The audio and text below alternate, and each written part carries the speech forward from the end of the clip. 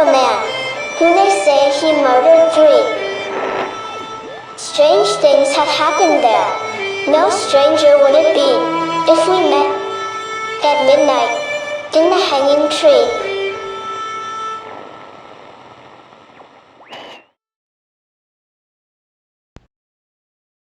Welcome to the show. I'm your host, Chris James.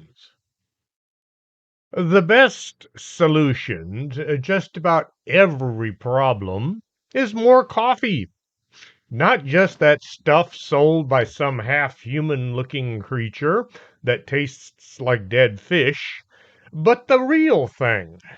Organic coffee from the Organic Man Coffee Trike. Head on over to 4501 McPherson and see what real coffee tastes like. You may be surprised to find out it doesn't taste like burnt sludge. If it takes more than a few hours to drive, go to organicmancoffeetrike.shop. You will discover the thing dreams are made of. I'll be quoting from a channel called Great Moments in Unintended Consequences a lot. What could possibly go wrong? Government solutions have often turned into problems due to the combination of factors, including bureaucratic inefficiency, lack of accountability, and failure to align incentives with long-term success. It looks good on paper doesn't mean it's going to actually work. Government loves to call themselves problem solvers. Look closely. Many of their solutions look really good on paper, and they sound as if they should work. These solutions hardly ever work. Why do you suppose that could be? Could it be the people coming up with these ideas are more concerned with being reelected or promoted than making life better for those of us not in politics? Whether it's housing, healthcare, education, inflation, a government intervention often creates side effects that are worse than the original issue. The intention might be good, but the execution, the actual mission, is often clumsy, bloated, and counterproductive. As they say on Great Moments in Unintended Consequences, what could possibly go wrong? I was going to line up everything in chronological order. However, things don't happen that way. Some solutions took decades to rear their ugly heads of disaster. So instead, I just listed some of their solutions that far outstrip their intended problems as I found them. It's not just about bureaucracy or inefficiency. There's plenty of that. It's about incentives. Governments operate in a world where failure is hardly ever punished. Success is redefined by the press. Uh, that's a dangerous recipe. The more people look to the state as the universal fix-it machine, the more we should be asking, is this helping or just creating more problems? What was it President Reagan said? The 9 most terrifying words in the English language are, I'm from the government. I'm here to help. In economics, as in medicine, the first rule should be do no harm. Yet, that's never the case. It used to be doctors would examine a patient and try to cure what ails them. The cures were actual cures. Well, along comes this guy, let's call him John, who was really into oil. He did everything in his power to squeeze out all the competition. As he was building his empire, he found a vast amount of waste product that was just being dumped out. If only there was something he could do with all of that wasted chemicals. This man got a group of scientists to see what might be done. They invented drugs that they called patent medicine because these drugs all came out of a lab instead of nature. Doctors didn't want to use this patent medicine because it had all kinds of unforeseen side effects. Oh, what to do? This man began handing out millions of dollars to medical colleges to teach new doctors to treat the symptoms and not the diseases. He also went to Washington and handed out handfuls of cash to the folks in Congress to get rid of any medical school not teaching his philosophy, which was cure the patient, lose the customer. Today, we have the sickest bunch of people on the planet. People get sick only to be given drugs with all manners of bad effects, and then they're given more drugs to mask the side effects of the first batch of drugs. I have seen patients, when taking them to the hospital, who carry a garbage bag filled with medicine prescribed to them by their doctor. Why? Why not just fix the patient instead of turning them into lab rats? So many folks are confused about the minimum wage. Back in the bad old days, when men like John and JP and others of their ilk were creating huge dynasties, the folks doing the actual work were close to slave labor. There were thousands of people looking for work, and so these elites could lower the wage as close to nothing as they wished. The workers were also expected to come in 14 to 16 hours a day and 6 days a week. In 1938, the Minimum Wage Act was passed, and folks were to be paid 25 cents an hour, which might not sound like much today, but back then, that was pretty good wage. 2 years later, the work week was set at 40 hours a week, so people weren't being worked to death. At that time, this was a good idea. It was a solution to a problem. Well, then things got screwed up. Some folks working minimum wage decided that that was their pinnacle in life. They never climbed the ladder. The idea was you're supposed to get started at a minimum wage job, learn how to work, learn a skill, become necessary to the company so that they would pay you more money. Otherwise, you would simply quit and go to a different company and saying, look, I've worked at this company for a year. I know what I'm doing. You get a better paycheck. That was the plan. Kids were going to earn a little cash while they were in high school. They were going to learn some work ethics, but in the future they could say, yes, I used to work for so and so. Hire me. I know how to work.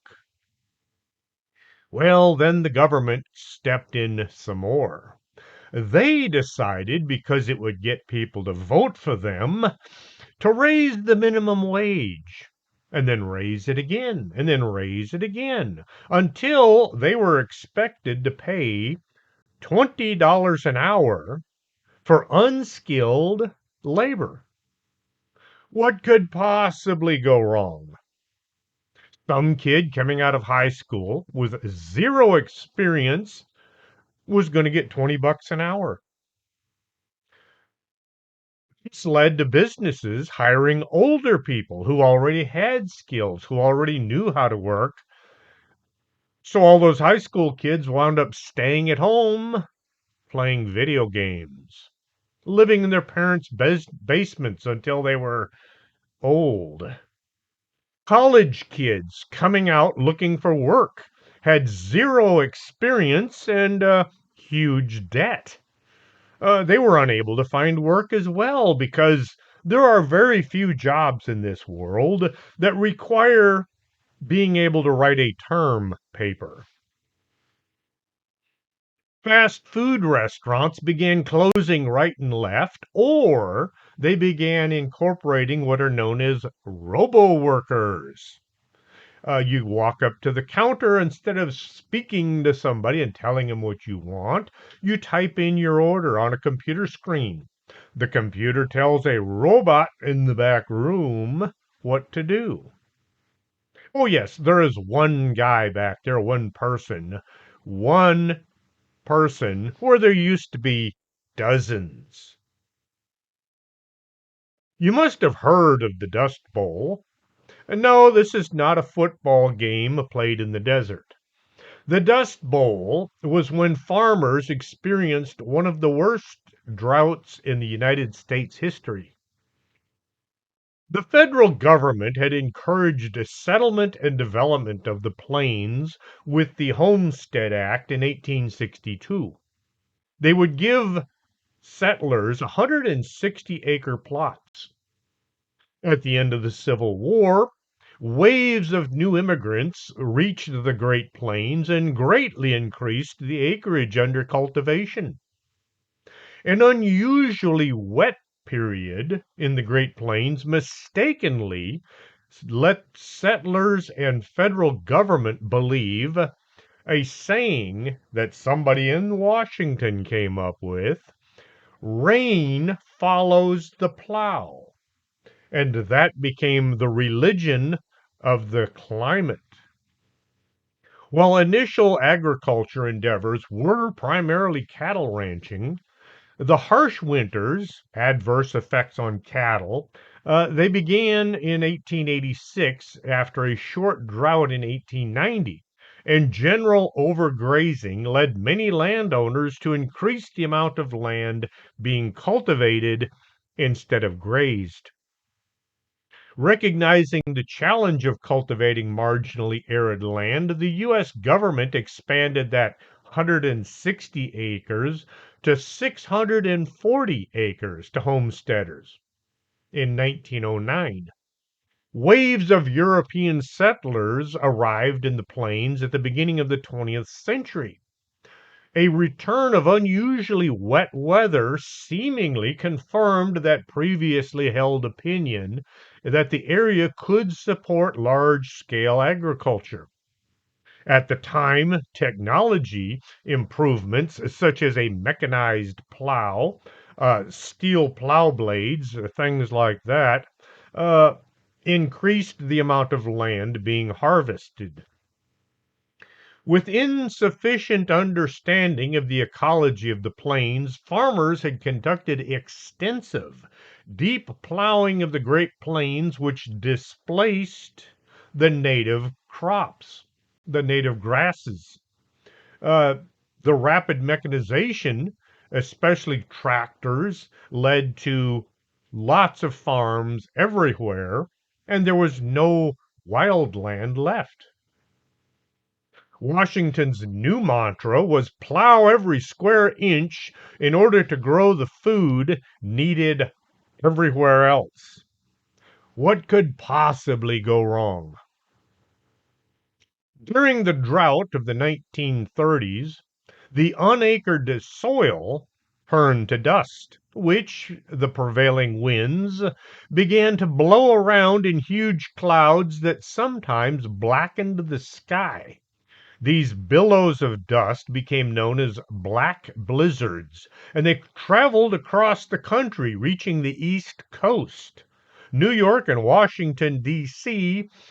were being devastated by these black blizzards. On the plains, they often reduced visibility down to 3 feet. Homes that were not built all that well at the time leaked dust through tiny cracks and turned the insides of homes into piles of dirt. Farmers would string rope around their buildings so they could find their way around even in broad daylight. The drought and erosion of the Dust Bowl affected hundreds of millions of acres, centered in the Texas Panhandle, the Oklahoma Panhandle, and even into sections of New Mexico, Colorado, and Kansas. Tens of thousands poverty-stricken families who were unable to pay their mortgages, unable to grow crops, they had to abandon their farms.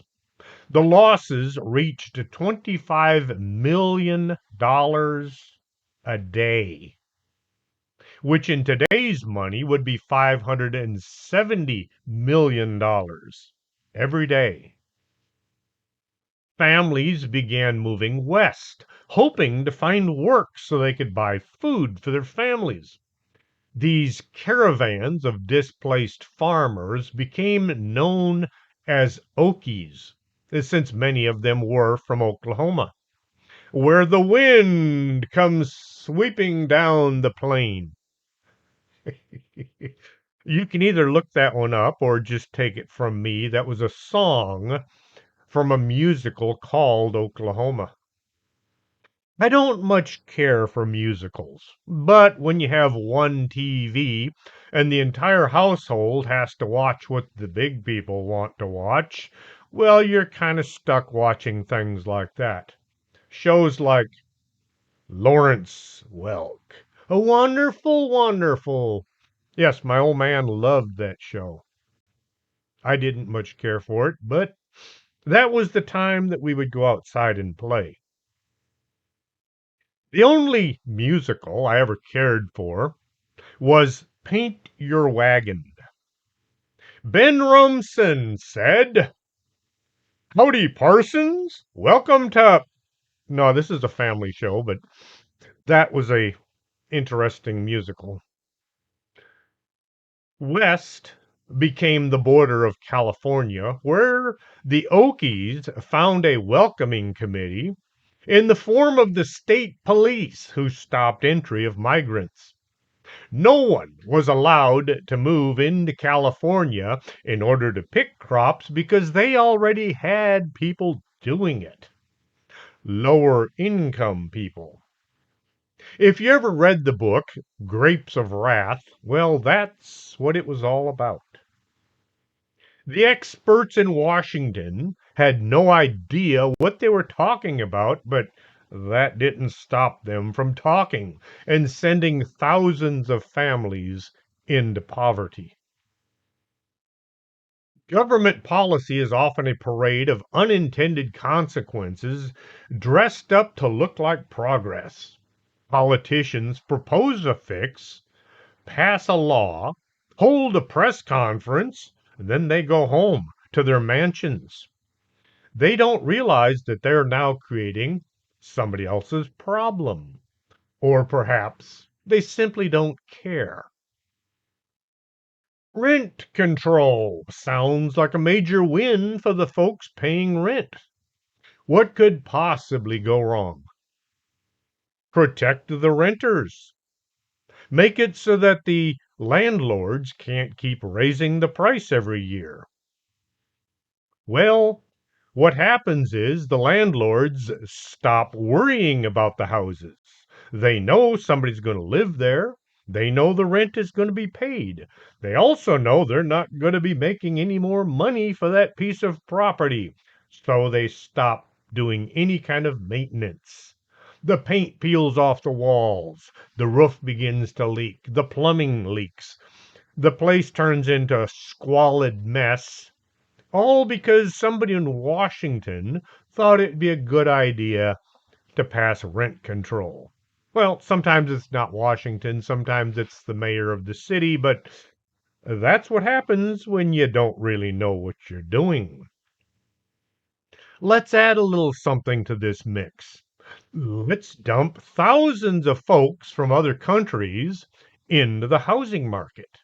This leads to having far more families looking for a place to live than there is actually places to live. Since some of these people are coming from some really bad locations, they don't mind living in a leaky 10-story building because it's better than what they had at home. Now you've got all these migrants living in the housing that the poor folks used to live in, and now the poor folks are living on the street.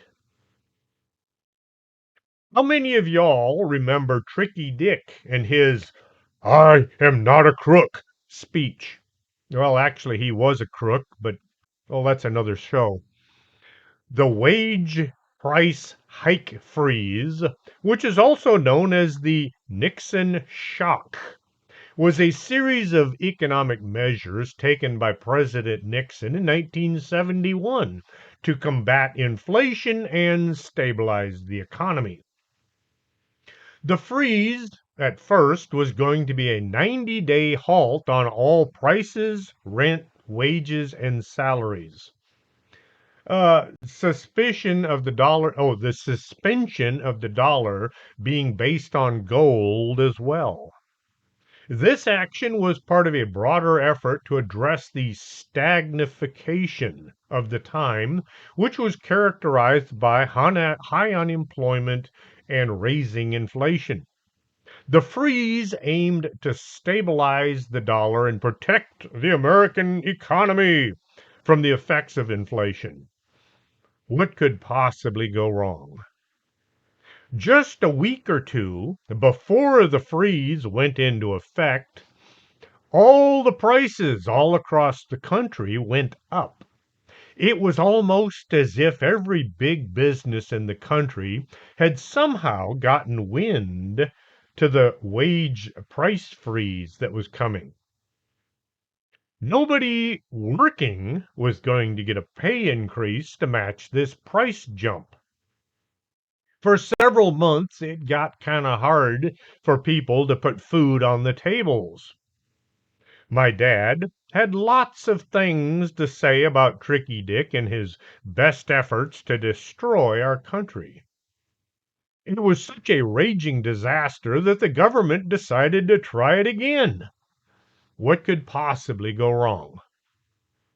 I tried searching for this event. Most of the sites talk about the wage price freeze, but they don't mention the increase that happened just weeks before. He who controls the he who controls the information controls the world. Unlike the free market, where feedback comes in and it lets the people in charge know that their ideas aren't all that good, a government shields themselves from this information. They have layers of political insulation. They have yes men that pat them on the back and say, gee, you're doing a good job, as the country slowly melts into oblivion. A lot of voters, for some mysterious reason, can't remember from one year to the next what those crooked politicians said and did.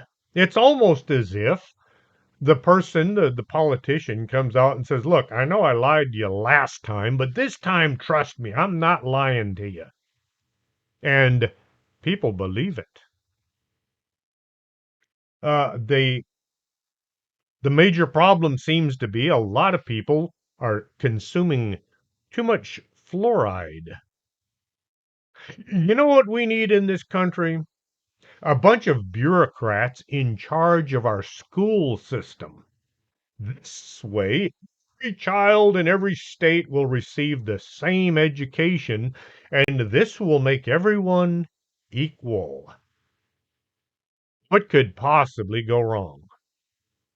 The government established the Board of Education not populated by school teachers who actually knew how to teach kids, but by bureaucrats and politicians who had read a book about education and therefore they were experts. Long ago in a galaxy far, far away, well, actually right here in America, that same evil man named John said, I don't want a nation of thinkers. I want a nation of workers. To accomplish his goal, he began dumping sacks full of cash into Washington to get Congress to do something about kids being able to think. The Board of Education began receiving thousands of dollars from our taxes, which was supposed to go towards education, but instead it went towards administration. Not one new teacher was hired using the tax money for education. Instead, a bunch of assistant principals and boards of directors got all the money so that they could tell teachers how and what to teach. In the 1800s, a high school student learned how to speak Latin.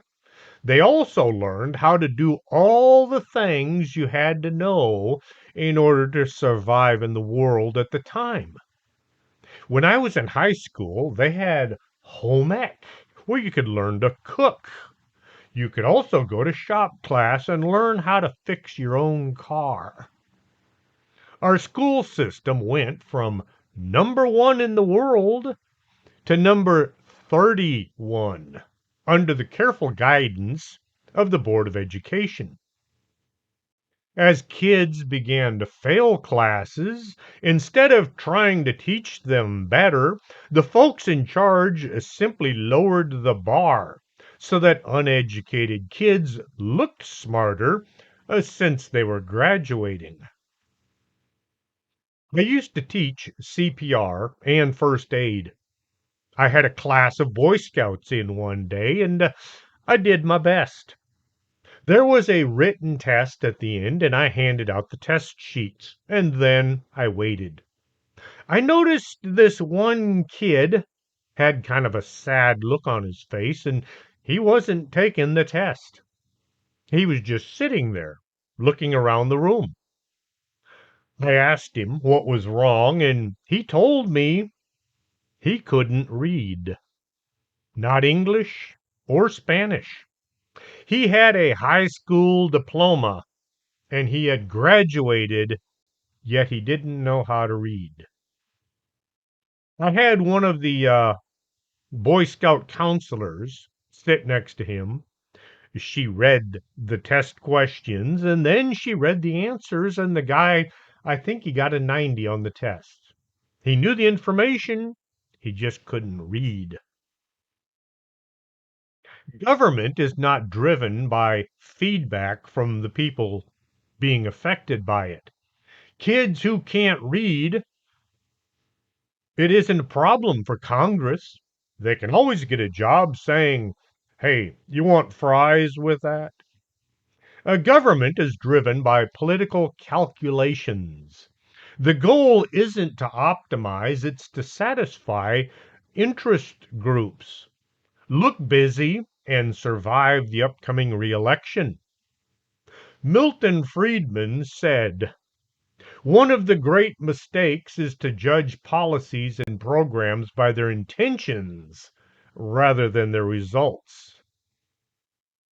Ever wonder why the folks in Washington send their kids to private schools while at the same time they refuse to allow school vouchers so that poor people, us commoners, can have the same kind of education that their kids get? Well, this may be why. When the people writing policy don't live under the rules that they make, the incentives get even worse. It's not their businesses, their homes, their paychecks that are being affected. It's ours. It's not just here in the US, but every country has its wild and crazy guys who think they have the answers to questions that they don't even understand. In the Soviet Union, Leonid Brezhnev wanted to corner the market on the cotton. He told his minions to make it happen, and the experts got busy. They began diverting water from rivers flowing into the Aral Sea to irrigate cotton crops all over the area. What could possibly go wrong? One of the experts on the ground would say, "We need fertilizer in this field." "How much?" "Oh, I don't know, enough for this massive field here on the ground." An expert would tell a pilot, "Go fertilize that field." The Soviet plane would come flying along and dump the whole load in one spot because his orders were to dump his load in the field, not evenly distribute it. That water being diverted from the sea, well, it began to have an environmental impact after a few years. The salinity of the water rose, causing all the fish to die, which led to the fishermen being unable to earn a living, which led to whole communities packing up and moving away. Meanwhile, the sea began to dry up, causing fishing boats to wind up stranded on dry land, and all the fish died. Kind of like that movie, The Day the Fish Came Out. The Aral Sea, once a vast ocean, not a vast sea. That's a little redundant, isn't it? Okay. The Aral Sea, once a vast body of water with fish, it was bordered by Uzbekistan and Kazakhstan, was officially declared a disaster area by the Soviets in March 1991 due to severe environmental degradation resulting from extensive irrigation practices and agricultural mismanagement. Governments do not hold the copyright on screwing up big time by allowing their experts to make big plans that don't work. You remember Woodstock? You must be my age or older. I understand it was not as much fun as people say it was. To begin with, there was no place to park. So what kids, music lovers did, was they would park along the side of the road and then walk for miles in order to get to the venue. There were not enough toilets. So people would just go wherever they could, and this added to the atmosphere. It gave kind of a funk to the surrounding place. It got cold and it rained, which kind of put a damper on the concert. It was considered a success because thousands of music lovers attended, and they talk about it still today. The folks in California hearing these stories, and they thought we should do something like that. They wanted to hold a concert at Golden Gate Park, but the authorities said no way. So instead, the concert promoter chose the Altamont Speedway in eastern Alameda County as the place to hold a free concert. Free is good, right? What can possibly go wrong? The folks in charge figured they should attract a few thousand people, a few 100,000. After all, it was free, and free is going to attract a lot of people. It was just a minor inconvenience. There would not be enough porta potties or any kind of medical facilities. As the folks in charge were drawing up the plans to bring in such groups as the Rolling Stones and Jefferson Airplane, who later became Jefferson Starship, who still later just became Starship. The Flying Burrito Brothers, Cosby, Stills, Nash and Young, lots of bands had signed up and said, "Yeah, we'll perform at your free concert."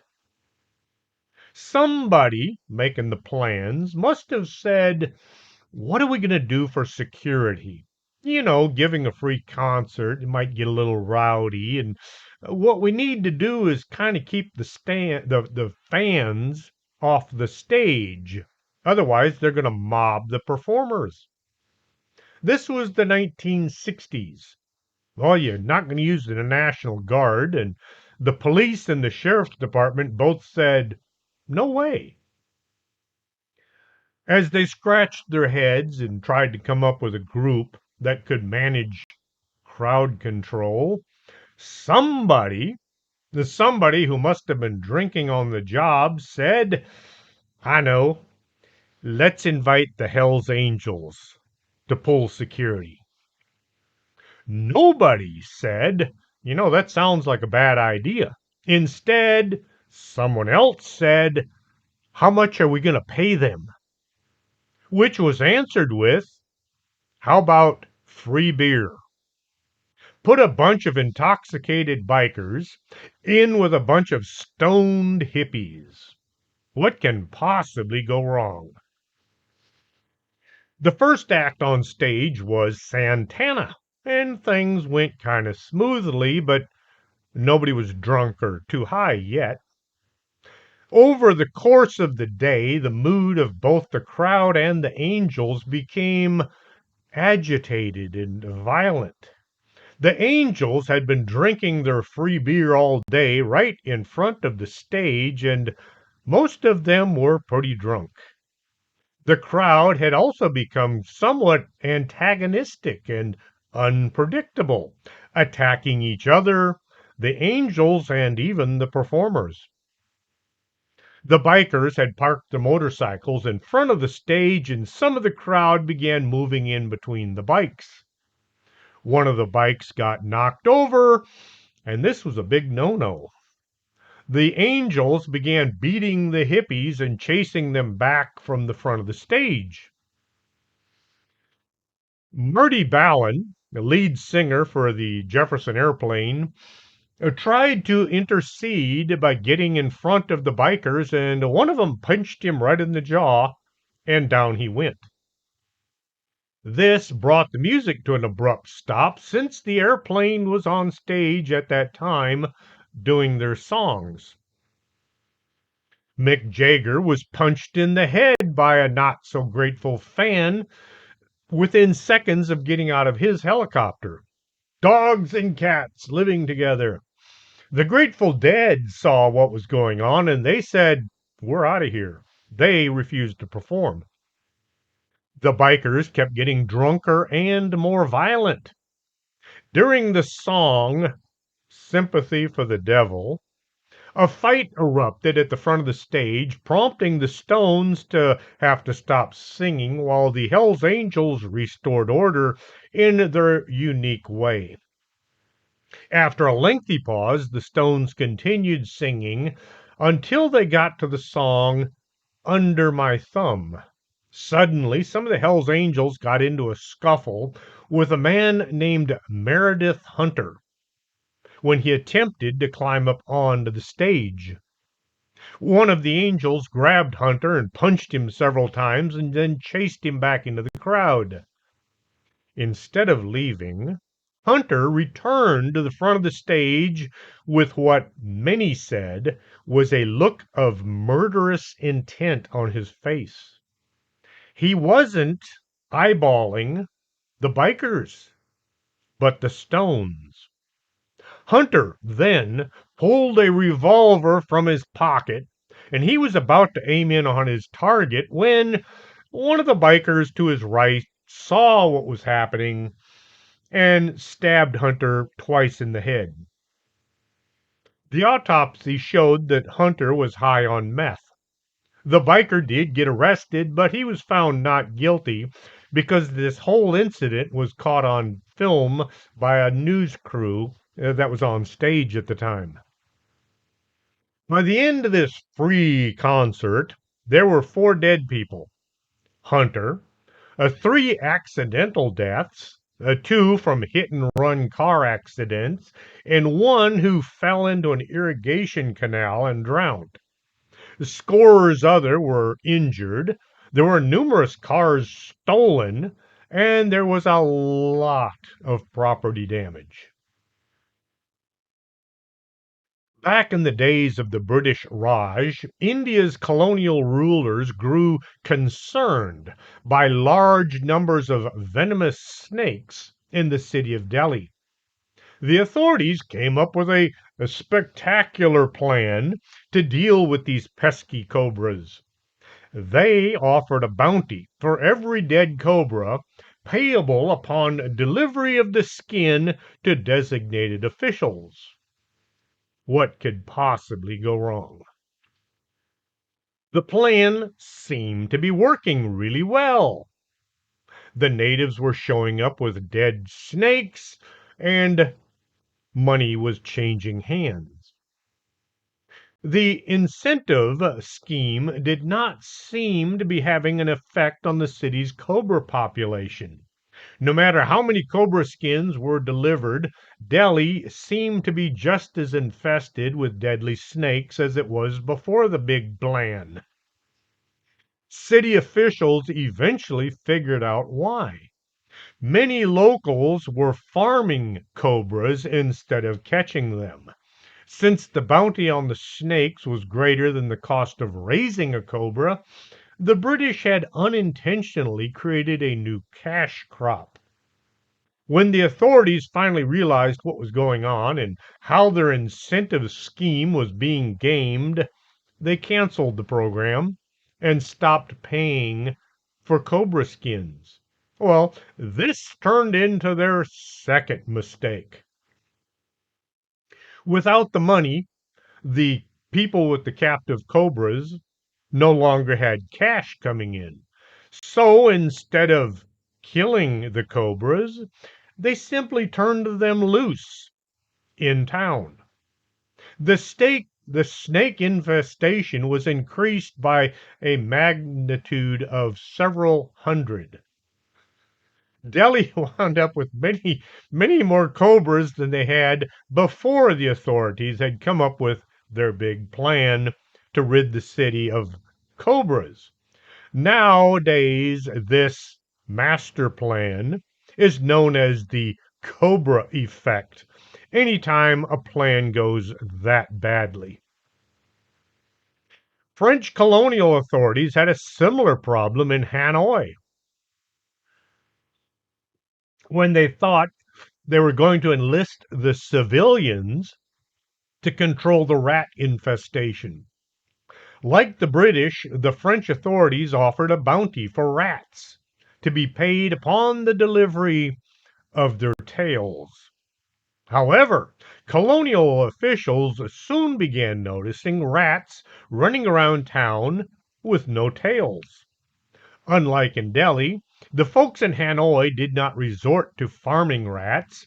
Instead, the rat catchers would simply cut the tails off and then release the rat back into the wild where they could make many more baby rats.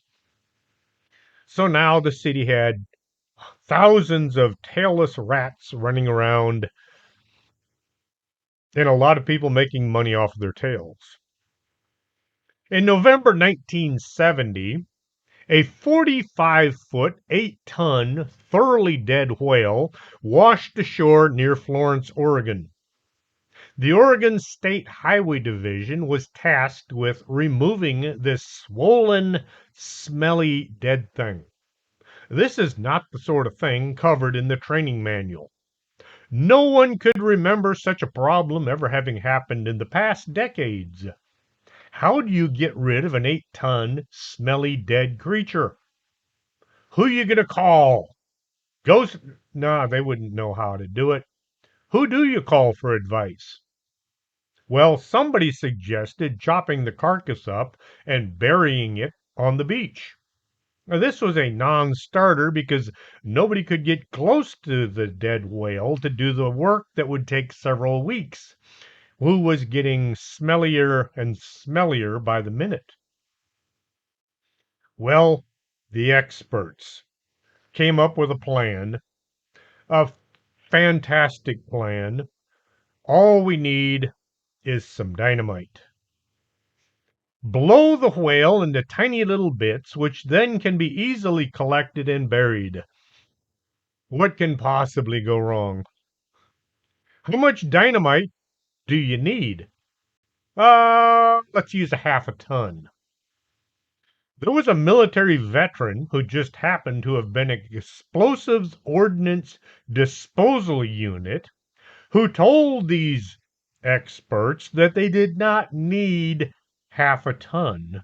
They needed 20 sticks of dynamite. But hey, what does he know about dead whales and explosives? The folks in charge wanted to do things their way because they were experts.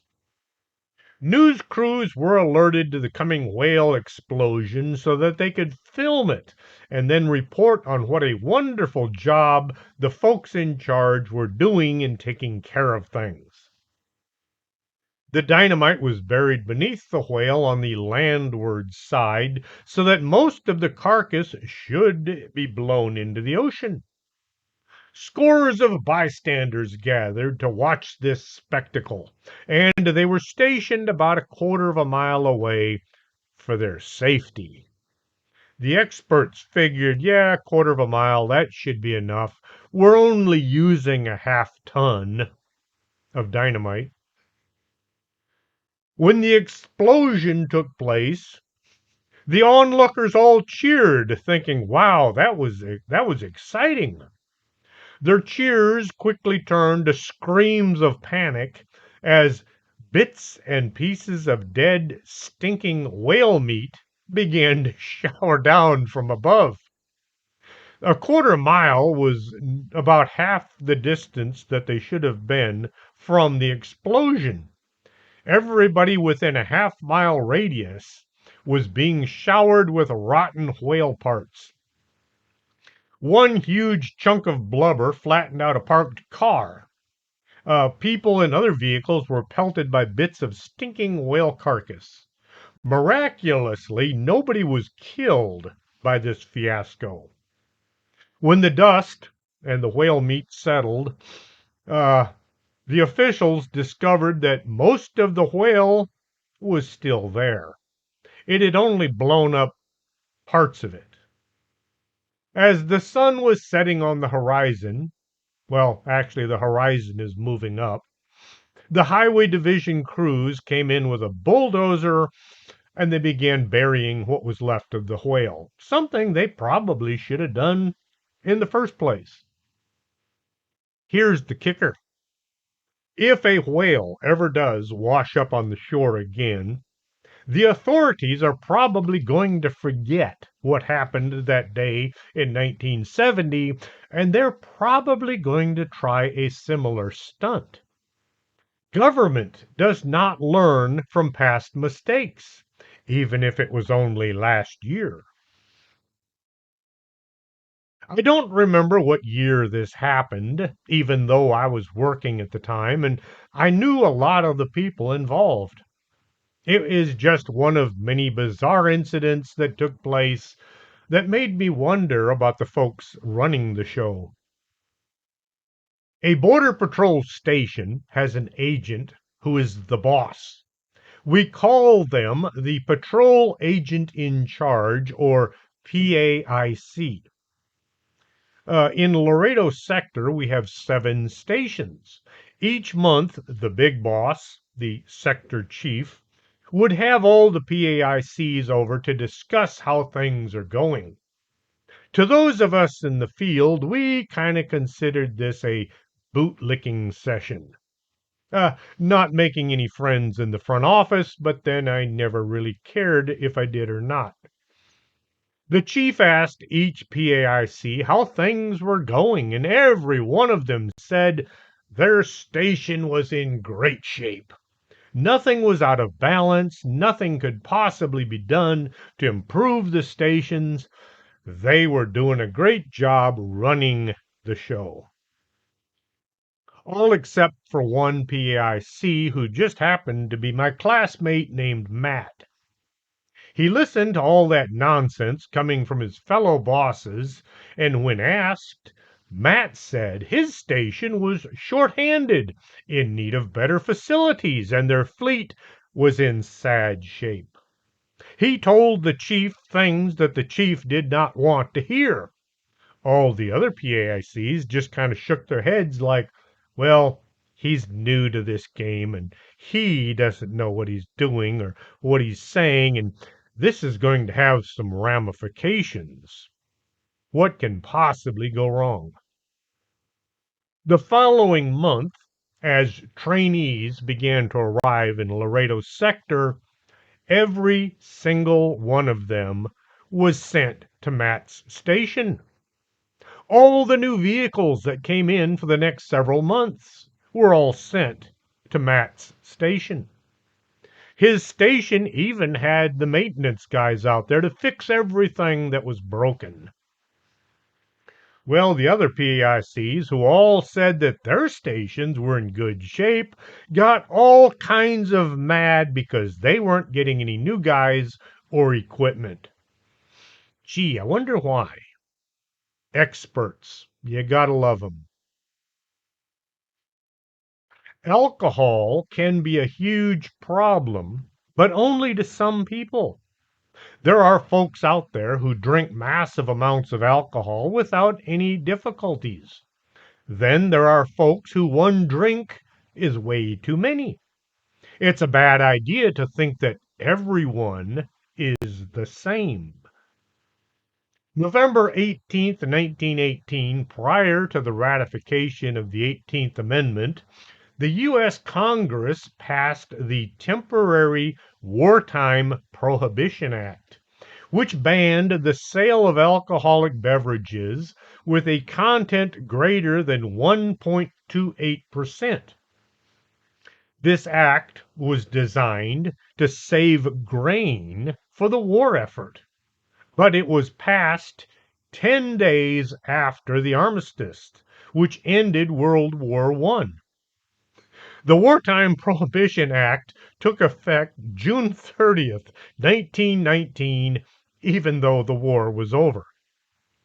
The U.S. Senate proposed the 18th Amendment on December 18th, 1917, which was then ratified after 36 states said yes. The amendment was ratified as a part of the Constitution.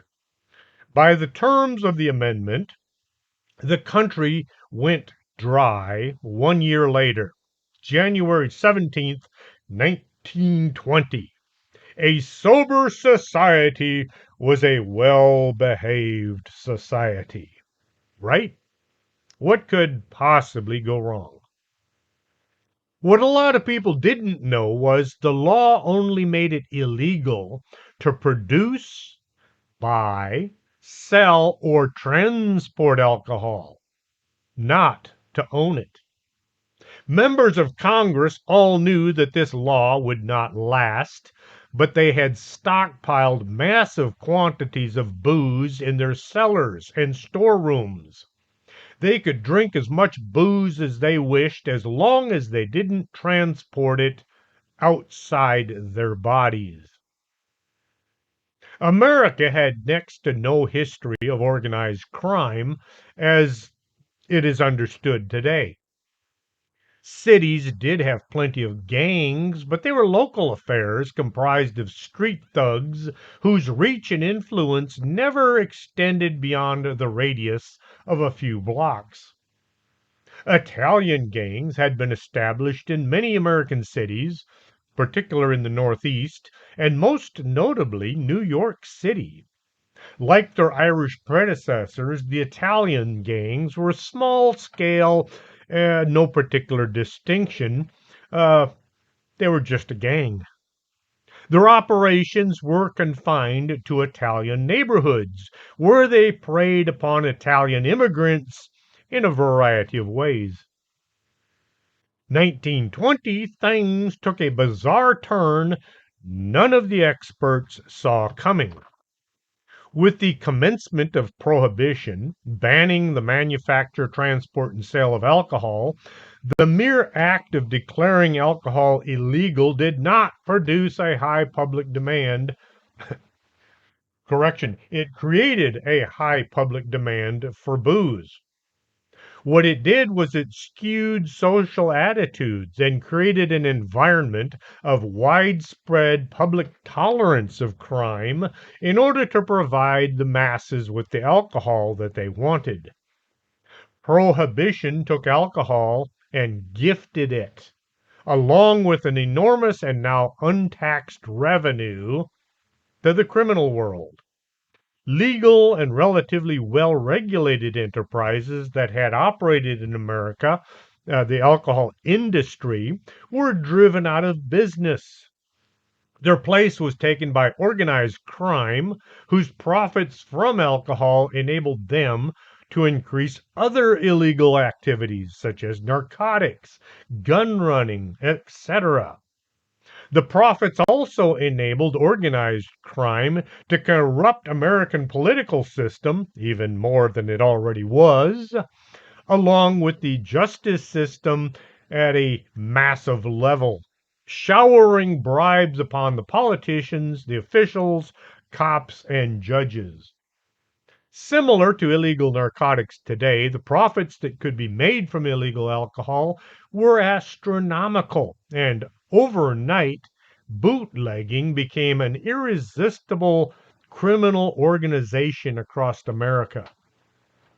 Their task was made easier by much of the public, as well as many of the police and politicians who didn't see the sale or consumption of alcohol as being really all that bad of a thing. And my cat's eating my phone cord again. Chance, quit it. The end result was a boost to organized crime in general and to Italian organized crime in particular. Italian gangsters found themselves particularly well positioned to take advantage of the situation and prosper beyond their wildest dreams. What set Italian gangs apart from other ethnic criminals was the mafia from the old country. Ethnic Italian criminals in the U.S. could draw upon the traditions of sophisticated, organized, hierarchical, disciplined criminal organizations. Unlike their criminal counterparts, Italian gangsters not only had an effective model to replicate, but they had experienced personnel who could duplicate the old country's system during the U.S. Prohibition.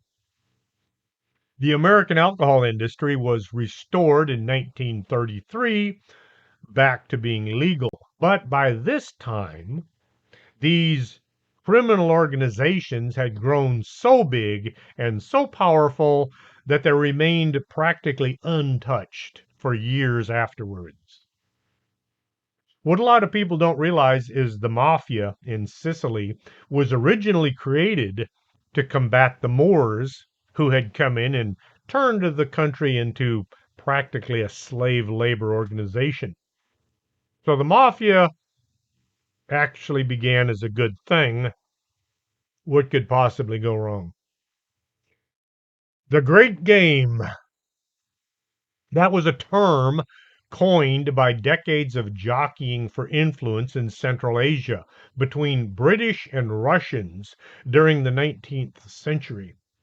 Russia was pursuing their version of manifest destiny, and Britain saw that Russia was eyeballing India. Not wanting any competition, the Brits looked to Afghanistan as a means of keeping India to themselves. Afghanistan lay between India and Russia's steadily expanding border. The Himalayas blocked Russia to the north, so the west was where they needed to come through. Britain invaded Afghanistan in 1839, and they kicked the Russian-leaning ruler out.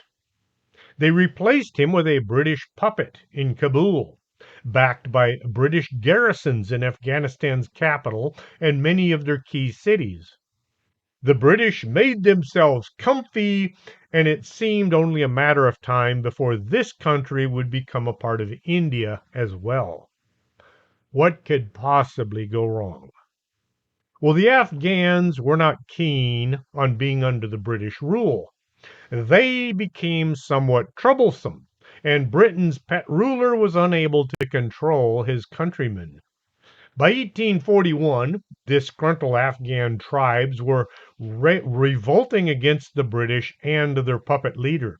Soon the countryside was lost and supply lines to India were cut off. British control shrank down to the garrisoned cities, and before long it was reduced to the grounds of their fortified garrisons alone. A face-saving measure was needed to extricate the British from what had become an untenable situation. The puppet ruler was pensioned off. In other words, they retired him to another country, and the ruler was put back into place, the one that they had dethroned. In exchange for getting reinstalled, the old ruler promised to control the Afghan tribes long enough for an orderly and peaceful withdrawal of the British troops. Things went south almost from day one as the new ruler, well, the old ruler, who was now the new ruler, reneged on his promises of controlling the tribes. January 6, 1842, the British set out from Kabul while the snow was falling. Their column of 16,500 soldiers, with some civilians mixed in, was barely a mile outside the city when they began being attacked from the hills. By the end of the day, Afghan tribesmen were dashing into the lines of the column and looting its supply train, slaughtering whoever got in their way. Many in the British column froze to death that night as they camped out under the stars, unable to put up their tents. By morning, some Afghan chieftains arrived to demand that the British halt while they tried to ensure a safe route ahead. They also began extorting huge bribes from the British. They told them, if you'll give us all your money, we'll see to it that you get out of the country alive. Right. As they entered a narrow pass, Afghans began opening fire from the heights above, and the British suffered over 3,000 casualties by the time they reached the other end of the pass. The next day, the British were shaken down for more money and more hostages in exchange for empty promises of free passage. January 11th, the British commander and his deputy were taken in exchange for a promise of safe passage. They were held hostage. Nobody knows whatever happened to them. Soon after, the British found that their path was once again barred, this time for good. The Afghans who blocked the way had set up fortifications across the road, and there was no exiting for the British. A week after setting out from Kabul, the last group of survivors were forced to form a defensive square. That's when they make a big circle and aim all the guns outwards and try to make a last stand, which is what it was. British sentries in Jalalabad, who were waiting for the arrival of the British column from Kabul, found a single rider approaching. Dr. Braden was the sole survivor of those 16,500 Brits who had set out just a week before. I believe I've had a few years watching the circus, and that's what I base this on. The people who lie and cheat, no, wait, the folks who manage to get themselves elected into office have an overpowering need to be liked by everyone. Their entire being gets hijacked into wanting people to like them, to keep the good feelings flowing. Politicians begin to listen to the loudest cries, the old squeaky wheel thing. Since most of us don't run through the streets blowing whistles and screaming at the tops of our lungs, those who do get most of the attention. The people who do run through the streets screaming are usually not employed nor raising families, so they have lots of free time. There are also the folks who think the world needs to be set up in such a way that all of their problems are solved by the government. They don't like anything offensive, and so all offensive things must be removed from life. The politicians listen to this rabble, and they think that this is the voice of the people. They go to their minions and they say, "What can we do to make these folks happy?"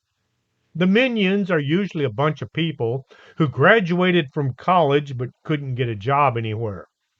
Somebody in their family knew someone, and they managed to get them a job working for the government. Absolutely no experience with real life problems. The government of the people, for the people, by the people has been hijacked by a bunch of political science graduates. The founding fathers all had businesses that they ran. They all lived and worked in the same world as the people they governed. They were in Washington for a short period of time, and then they left. No retirement plan. They didn't even get paid for being in Washington, except food and housing. The people in Washington and every capital city on our planet live in their own little bubbles, surrounded by folks who tell them what they want to hear, in hopes of getting promotions because they make the folks in charge feel good. I don't have any answers, just some of the bizarre situations out there. If you enjoyed tonight's show, if you did, spread it around. Let other people know that they should be listening. And if you didn't enjoy the show, why are you still listening? Till next time, this is Chris James for Strange Things.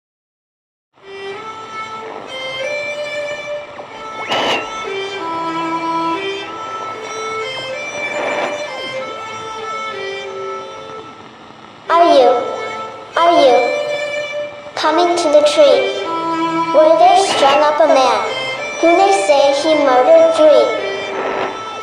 Strange things have happened there. No stranger would it be if we met at midnight in the hanging tree.